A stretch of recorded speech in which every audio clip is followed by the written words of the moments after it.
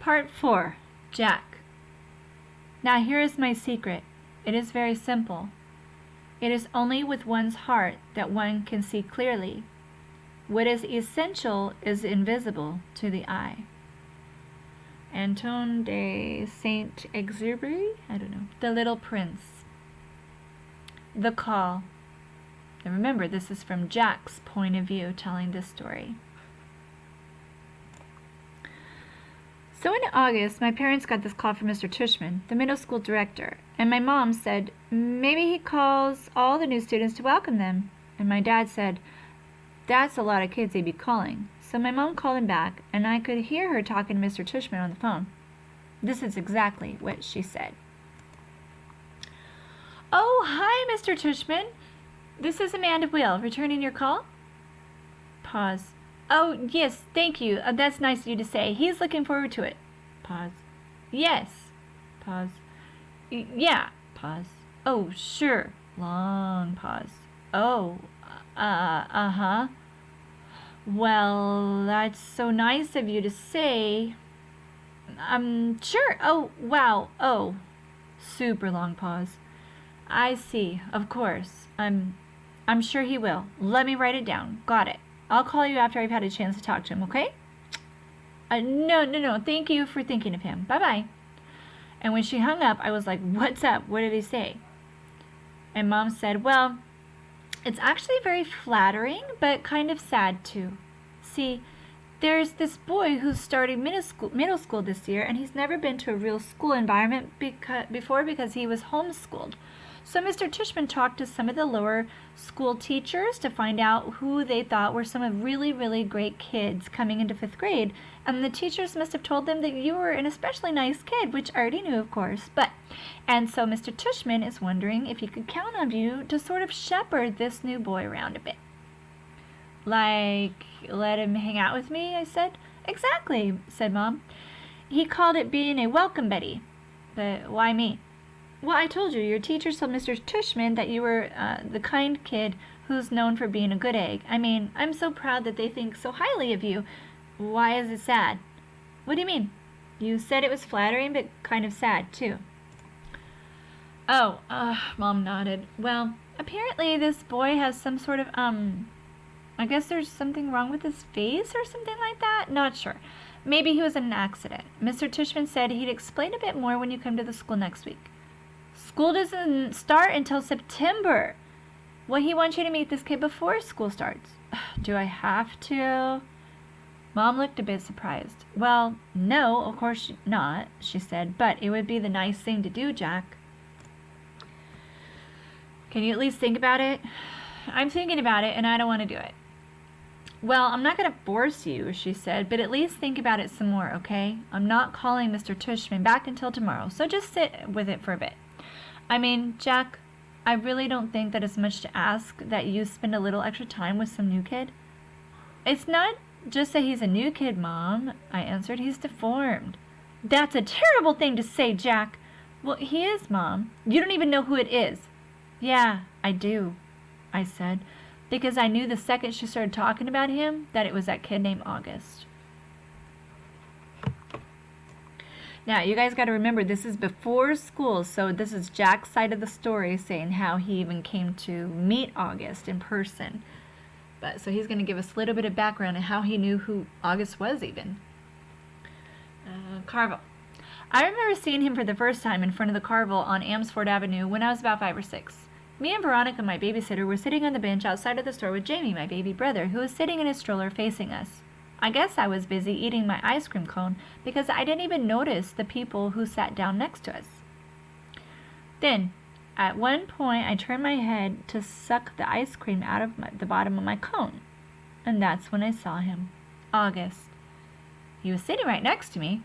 I know it wasn't cool, but I kind of went, whoa! When I saw him because I honestly got scared. I thought he was wearing a zombie mask or something. It was kind of, you say when you're watching a scary movie and that bad guy like jumps out of the bushes. Anyway, I know it wasn't nice of me to do that, and though the kid didn't hear me, I know his sister did. Jack, we have to go, said Veronica. She had gotten up. and was turning the stroller around because Jamie, who had obviously just noticed the kid too, was about to say something embarrassing. So I jumped up kind of suddenly, like a bee landed on me, and followed Veronica as she zoomed away. I could hear the kid's mom saying softly behind us, "Okay, guys, I think it's time to go." And I turned around to look at them one more time. The kid was licking his ice cream cone, the mom was picking up his scooter, and the sister was glaring at me like she was going to kill me. I looked away very quickly. "Veronica, what's wrong with that kid?" I whispered. "Hush, boy," she said, her voice angry.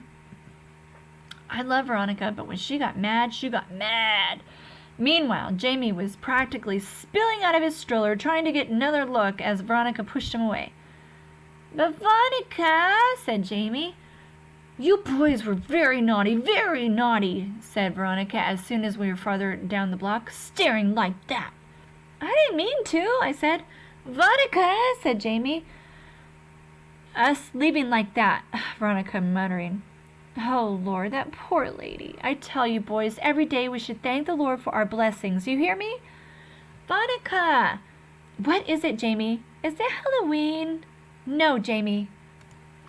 "Then why was that boy wearing a mask?" Veronica didn't answer. Sometimes, when she was mad about something, she would do that.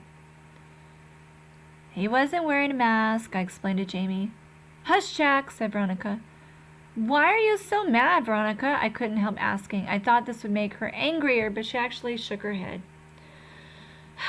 "It was just bad how we did that," she said. "Just getting up like that, just like we'd seen the devil. I was scared for what Jamie was going to say, you know. I didn't want him to say anything that would hurt that little boy's feelings. But it was very bad, us leaving like that. The mama knew what was going on."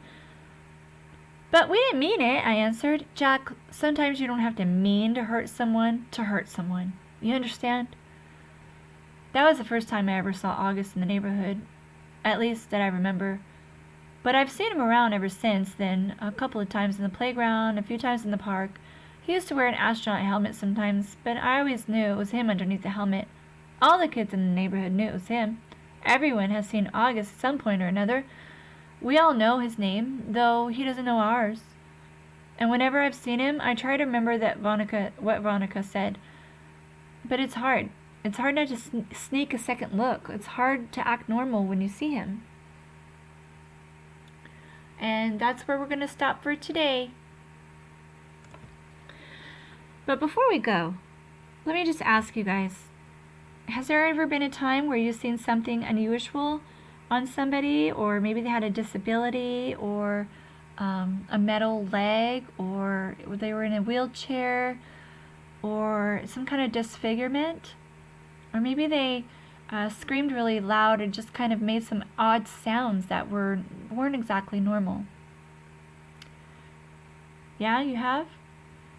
Well, maybe, I hope that this book, if nothing else, it would teach us that people are different, and it's okay to be different. They're still human beings. They're still people on the inside. We all have our differences, whether it's not a physical thing, whether it's an emotional thing, we all have different types of families, different things in life that make us different and unique. But make sure that you're not just, sort of freaking out about it. Treat people the way that you would want to be treated.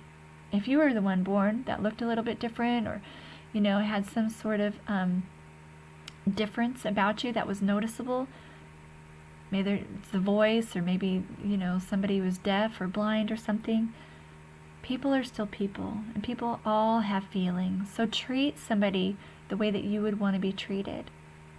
And maybe you have no idea what it'd be like to be in a wheelchair, or to have a wooden leg or something like that, or to be born with a disfigurement on your face like August. But either way, you should just put a smile on your face, or just be kind, and just talk to people. Nothing worse than running away like these guys did. But sometimes little kids, they just say things, right? So I can understand if Veronica was a little bit not sure what to do, because she didn't want to embarrass the kid, but I think she made the situation worse and she realized it by just running off. Sometimes it's best just to talk to people. Ask them. Not just about that, but introduce yourself. Say, hey, how you doing? I'm so-and-so. Oh, nice to meet you.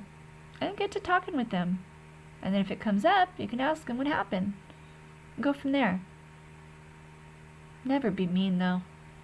Never run away screaming.